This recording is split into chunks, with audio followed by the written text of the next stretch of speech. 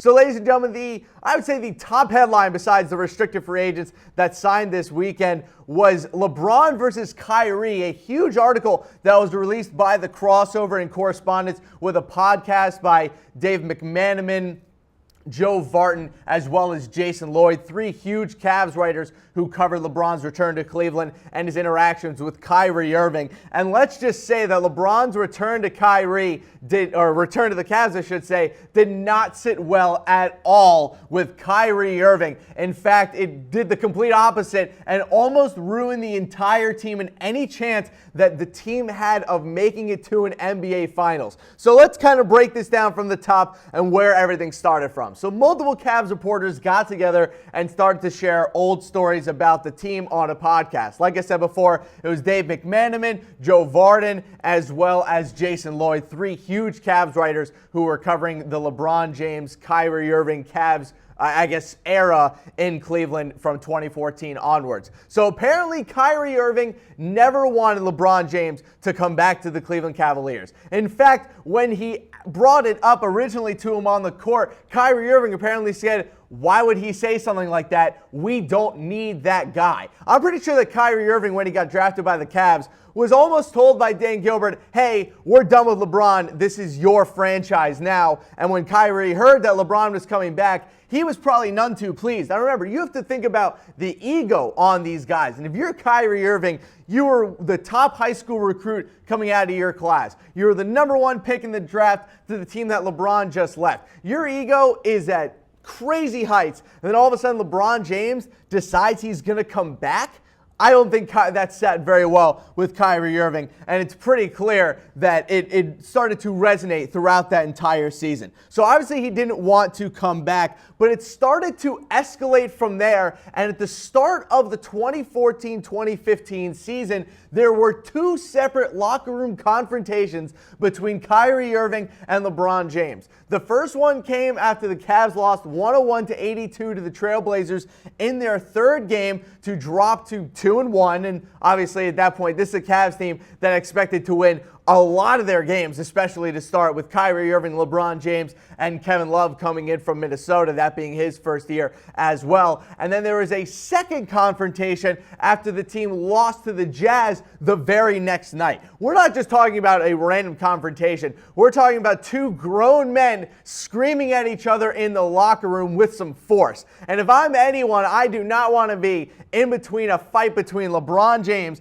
and Kyrie Irving. That is the last place that I want to be if I'm one of their teammates. So it ended up being a huge, huge issue. But as we know, the Cavaliers did somehow make the NBA Finals that year. Very, very weak Eastern Conference. Not a lot of trouble making it there. But once they did, if you remember, Kyrie Irving fractured his kneecap and missed games 2 to 6 in the NBA Finals. Joe Vartan reported that James was growing more and more annoyed with Kyrie Irving's health issues, and then obviously it came to a crescendo and a pinnacle when Kyrie missed the rest of the Finals with that knee injury. And apparently it got to a point where LeBron James's camp had labeled him soft.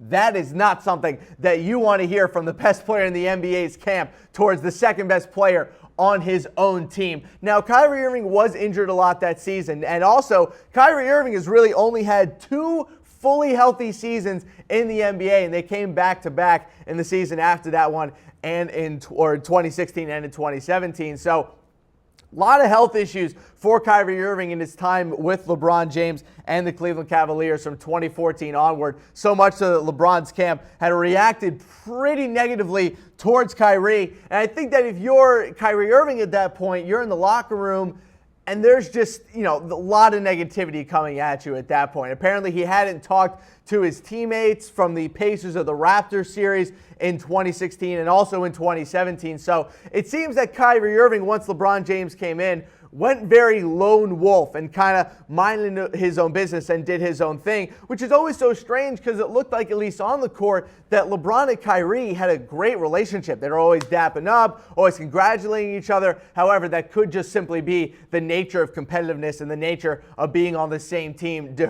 during intense moments. So I'm not really sure where all this hatred came from, but it sounds like it started on Kyrie's side, and that negativity, once it was detected by LeBron, basically came out to being, all right, hey, if this guy's going to be negative towards me, then I'm just going to be negative right back towards him. So another big thing that came from this report is the fact that Kyrie almost asked for a trade after the team won the finals in 2016 and did almost request the trade, but his group decided against it and decided to keep it in-house. As we know, Irving ended up requesting a trade after the 2017 season, but this is very strange. This is a very weird one that Kyrie almost requested a trade after 2016. Now, Juliet Littman of The Ringer brought up something interesting that what if winning a ring was the worst thing that could have happened to Kyrie Irving? What if that really took away a lot of his competitive edge and not necessarily made him softer, made him not try as hard, but made him go over the rails a little bit and made him think, all right, you know what? I already have a ring.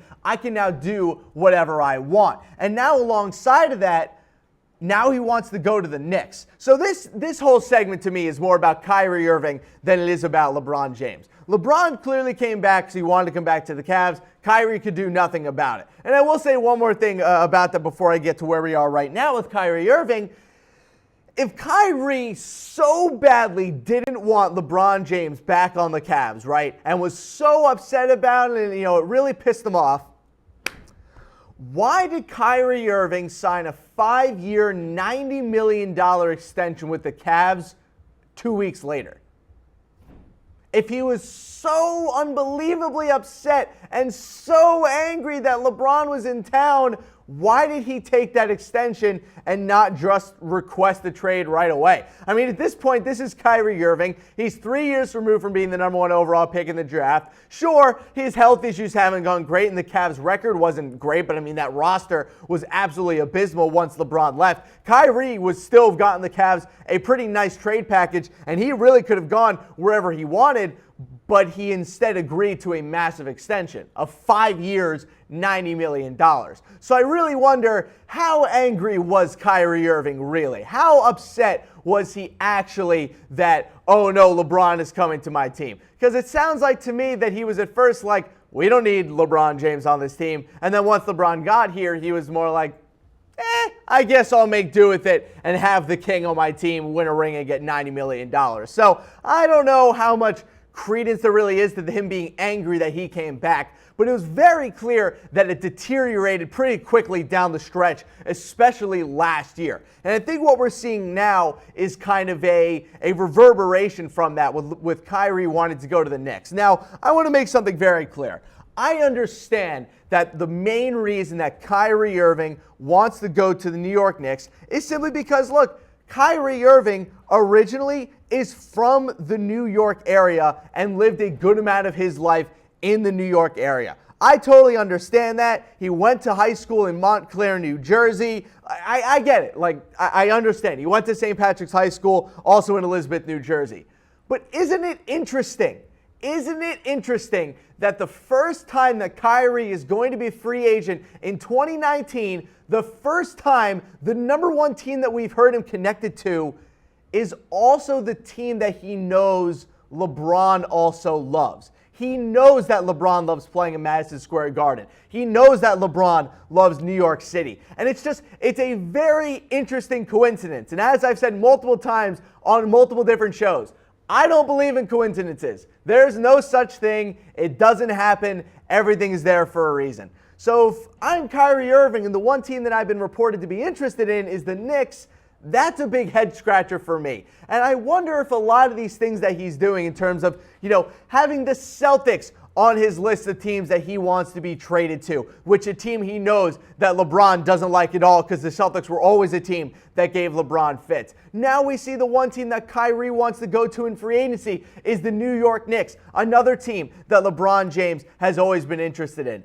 I wonder if Kyrie Irving has some sort of legitimate vendetta against LeBron James subliminally that he's not telling us. Because there are a lot of little things that equal up to the two of them not really getting along. I think that Kyrie expected to be kind of the alpha dog in Cleveland for a while. Then LeBron comes back in year 4 of his career and kind of blows everything up. But if you are asking me, would you build a team around Kyrie Irving? My answer right now, nope. And he's on my team. He's on the Celtics. I think as of right now, if I'm the Celtics, I don't even know if I would honestly consider trading him seriously at this point, because he has offered you nothing in terms of long-term viability. The only thing he's given you right now has been stress, and the concept that he's only going to stay on the Celtics for one more year, maybe another year after that, and then leave and go do something else. So if I'm the Celtics, I seriously consider thinking about trading Kyrie, just because it very much seems like the Celtics are not in his long-term plans.